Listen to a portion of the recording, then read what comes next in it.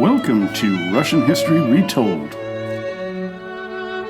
Episode 192, The Regency of Sophia. Last time we recounted the life and times of the greatest general in Russian history, Alexander Suvorov. Today we begin to talk about the rulers of Russia again, heading backwards in time. Our focus in this episode is on the Regency of Sophia Alexeyevna. Sophia was born on September 27, 1657 in Moscow as the third surviving daughter of Tsar Alexis and his first wife, Maria Miloslavskaya. Her mother gave birth to 13 children, 3 of whom died in infancy. 8 of the children were female, which was not seen as being very helpful in keeping the Romanov line intact, as only males were considered possible heirs. The first crown prince, Dmitri, died in infancy. The next one, Alexei, died at the age of 15, but the third one, Fyodor, was to eventually succeed to the throne. Unfortunately, Fyodor was not a healthy young man, as he was somewhat disabled and disfigured by what many historians believe to have been caused by scurvy. This may explain what happened to the fourth boy, Ivan, who was eventually become the co-ruler of Russia, as he was also sickly and mentally disabled. Maria was to die 6 days after the birth of Yevdokia, the 13th child, who only lasted a day. Not satisfied with all those children, especially Fyodor and Ivan, Alexis was really concerned here because the young child had real serious mental and physical disabilities, which caused a lot of concern at the Kremlin. Now, Alexis was to remarry a 19-year-old woman named Natalia Kirillovna Naryshkina.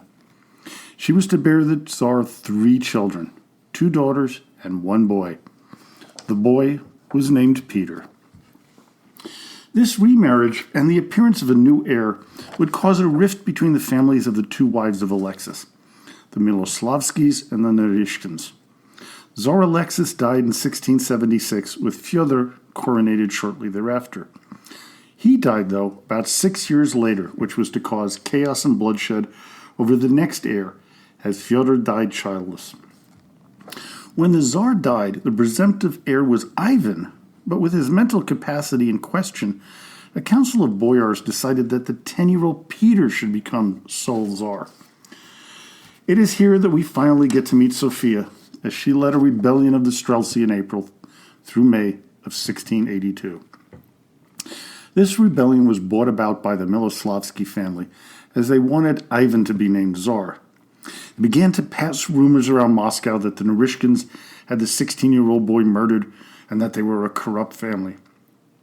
The Streltsy, they decided to take action, which they did with the murders of Artemon Matveyev, Mikhail Dolgorukov, and Grigory Romodanovsky. On May 17th, they acted again, killing Peter's 2 uncles, Kirill and Ivan, in a savage manner. This put an imprint on Peter's brain for the rest of his life. It also led to having both Ivan, now known as Ivan V, and Peter named as co-rulers, with Sophia being named regent. Sophia, it can be said, was really unusual for the time. Most Russian women of high birth were sequestered in what was known as the upper floor harem, where they would be forced to wear a veil. Few were ever educated, and even fewer had any say in the political arena. Sophia was, by contrast, highly educated by someone known as Simeon Polotsky. She was said to have been an important aid to her brother Fyodor when he ruled as Tsar. Austrian envoy Augustin von Meyerberg said this about women in Russia, quote, "To tell the truth, the female sex is not at all venerated amongst the Muscovites, as it is amongst the majority of the nations of Europe. In this country they are slaves of men who esteem them a little. And the worst condition of all is that of the sisters and daughters of the Tsars." With all of this going against her, it's amazing that Sophia was able to basically rule Russia for 7 years, between June 8, 1682, until September 22, 1689. Sophia, though, did not have all the power in her hands. She needed a male political partner, which was to come in the person of Prince Vasily Golitsyn. There have been many who have suggested that the two had a romantic relationship, but real evidence is scarce. It's also hard to believe the rumors that they were started under Peter's reign, and he, of course, was not a big fan of hers. As Peter the Great, her half-brother, was to say of Sophia, quote, "She's a princess endowed with all the accomplishments of body and mind to perfection, had it not been for her boundless ambition and insatiable desire for governing." Because of the attitudes of the time, Sophia could not be seen publicly as the ruler of Russia. She had to perform her magic behind closed doors and curtains. She had a two-seated throne built for the two young czars, where she would be seated in a chair hidden from view behind them, giving instruction to the boys. Of course, most of the people in the court knew what was going on, but the appearance was important. Sophia was 25 years of age and had to deal with her first crisis just 3 months into her reign. One of the Streltsy commanders, Prince Ivan Khovansky, demanded that the reforms of past Patriarch Nikon of the Russian Orthodox Church would be reversed. Khovansky represented the faction known as the Old Believers, which was common amongst the Streltsy. They wanted to depose Sophia and replace him with their commander. This rebellion was crushed mercilessly, with Khovansky being executed along with the other rebel leaders. While ruling Russia with the help of Golitsyn, she did do a number of good things for Russia. She tried to reform the military organizationally, created the first Russian higher learning school, the Slavonic Greek Latin Academy. She signed the Eternal Peace Treaty with Poland, and in 1689, the Treaty of Nerchinsk with China. Being a Miloslavsky, she needed to have a successor to Ivan before Peter came of age. Sophia had her brother marry Praskovia Saltykova, hoping that the union would bring a male heir.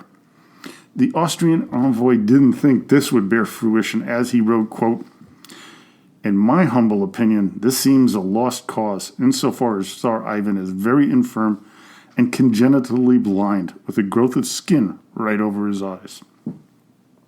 Still, the pair did have 5 children, but alas, they were all girls. One, though, Anna, would later rule Russia in her own right for 10 years as Empress Anna. Sophia was beginning to like the power that she had in her hands and was starting to become more and more open about it. According to a Swedish delegation, as Michael Farquhar points out in his book, The Secret Lives of Tsars, quote, "They were taken to another chamber to see Sophia, who was seated on a royal throne which was studded with diamonds, wearing a crown adorned with pearls, a cloak of gold-threaded samite lined with sables, and next to the sables were edging of lace. And the sovereign lady was attended to by ladies-in-waiting, 2 on each side of the throne, and by female dwarfs wearing embroidered sashes and gold sable-lined cloaks." By 1686, not only did Sophia's name appear on official documents, she also began to share the title of autocrat with the 2 young czars. She had her face stamped on coins and would appear at court with her full royal regalia on. Sophia had a problem, though. Age. Oh, not hers. Peter's. By 16, the young teenager began to push for more control of the country. Sophia tried to keep him away, letting him play with his Preobrazhensky and Semenovsky cards and Preobrazhenskoy, but Peter kept on inserting himself in government affairs, along with the Narishkin side of the family, who was becoming emboldened. Sophia's problems became even more dire with the disastrous military campaigns led by Golitsyn against the Crimean Tatars. She did not want to admit they were defeated, instead wanted to honor her partner with gifts. Peter, though, wasn't buying it and refused to allow it, only okaying it under pressure. As General Patrick Gordon wrote, quote, "Everyone saw plainly that the consent of the younger Tsar had not been extorted without the greatest difficulty, and that this merely made him more excited against the Generalissimo and the most prominent members of the other party at court. for it was now seen that an open breach. Going back to Farquhar, quote, on the night of August 7, 1689, Peter was roused from his sleep at his country retreat and told that the Streltsy were marching out from Moscow to kill him and his family. Wearing just his nightshirt, the terrified Tsar leapt onto his horse, raced to a hidden place, and waited for his clothes to be brought to him. You see, the bloodshed that Sophia had instigated 7 years before, when Peter's uncles and other relatives were slaughtered by the Streltsy, were really burned into his head. Whether the plot to kill Peter was real, or as some historians have suggested, that it was the young man's family that spread the rumors, the effect was real. Sophia had, in the eyes of many, threatened a sitting Tsar. She tried to garner support from the Streltsy like she did many years before, with what has been described as a rousing speech, but it was all for naught, as Peter ordered the men to come to his side. They wavered, which caused her to try to meet with Peter, who was staying at the Trinity Monastery. He rebuffed her attempts, and when she tried to get a number of boyars and the patriarch to intervene, she was met with silence.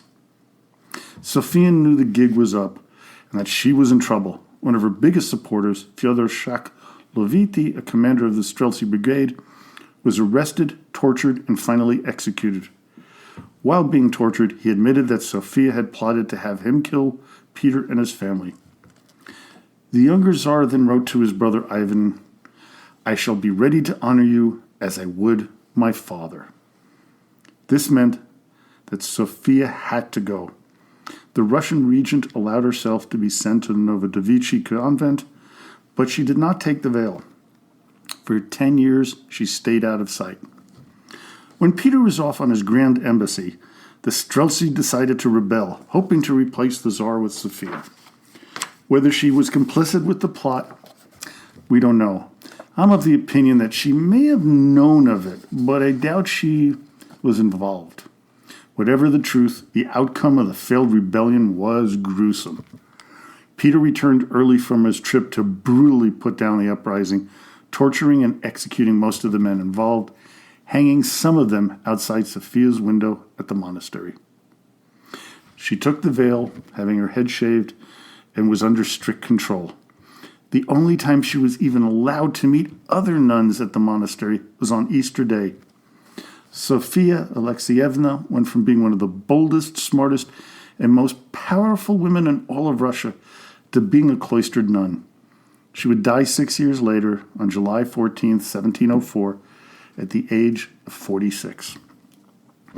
What can be said of Sophia's legacy is that women could finally be thought of as potential rulers of Russia. In fact, as I pointed out earlier, the daughter of her brother Ivan would become Empress Anna. Peter the Great's wife became Empress Catherine I, and one of his daughters would also lead Russia as Empress Elizabeth. The last woman who would rule the country was, of course, Catherine the Great. Well, I hope you enjoyed today's podcast episode. Join me next time when I cover the brief rule of Sophia's brother Fyodor III and her father Alexis. So as always, I bid you, до свидания и спасибо большое.